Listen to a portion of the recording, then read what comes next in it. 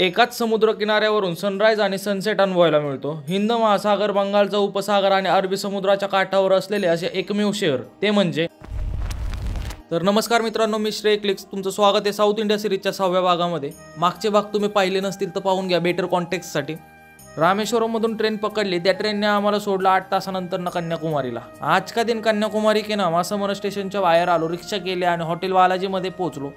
Room घेईच तोपर्यंत sunrise होत होता। मग काय लगेच गेलो टेरेसवरती। टेरेसवरूनच अथांग समुद्र आणि सूर्योदयाचा सुखमय आनंद घेतला। थोडा वेळ रूमवरती आराम केला आणि निघालो शहराची भटकंती करण्यासाठी। मार्केट फिरत फिरत आम्ही आलो कन्याकुमारी देवी मंदिरामध्ये। पुरुषांसाठी शर्टलेस तर महिलांसाठी ट्रेडिशनल ड्रेस कोड आहे इथे। दर्शन घेऊन बाहेर आलो तर समुद्राच्या मध्ये एक मंदिर आणि स्टॅच्यू म्हणजेच विवेकानंद रॉक मेमोरियल दिसलं। तिथे जाण्यासाठी बोटने जावे लागते, म्हणून आम्ही बोटिंग तिकीट लाईनमध्ये लागलो। 100 रुपये नॉर्मल लाईन तिकीट तर 300 रुपये VIP तिकीट असे चार्जेस आहे तिथे बोटचे। तर तिकीट काढून आम्ही बोटीने कन्याकुमारी बघत बघत पोहोचलो विवेकानंद रॉक मेमोरियलमध्ये। तिथे गेल्यावरती 30 रुपये एंट्री फी वेगळी द्यावी लागते। आतमध्ये आल्यावरती एका वेगळ्या शांततेचा आभास होतो, पॉझिटिव्ह एनर्जी बघायला मिळते। हे तेच ठिकाण आहे जिथे स्वामी विवेकानंदांनी ध्यानधारणा केली होती। मेमोरियल पाहिला आणि निघालो शेजारीच असलेल्या स्टॅच्यूच्या दिशेने। स्टॅच्यूकडे जाताना वर्ल्ड फेमस ग्लास ब्रिज लागतो।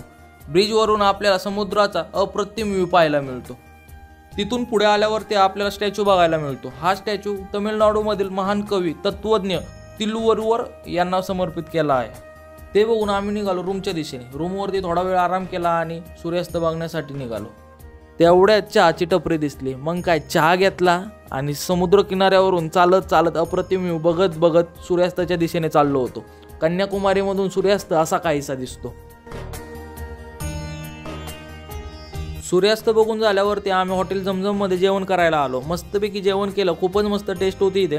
कन्याकुमारीला कधी आलात तुम्ही तर इथे जेवण करायला विसरू नका। आजच्या व्हिडिओमध्ये एवढंच। उद्या आपण तिरुवनंतपुरमला जाणार आहोत, ते तुम्हाला पुढच्या भागामध्ये बघायला मिळेल।